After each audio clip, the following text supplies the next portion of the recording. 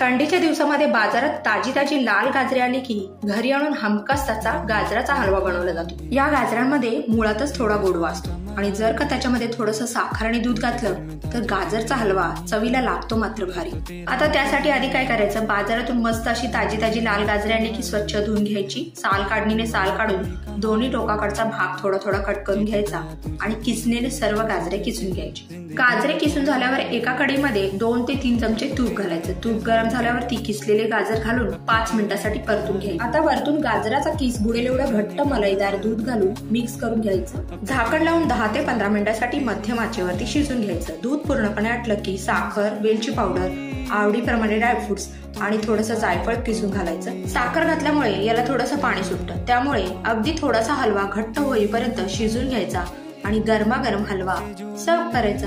चला तर मग पटकन लाईक, फॉलो आणि शेअर करा।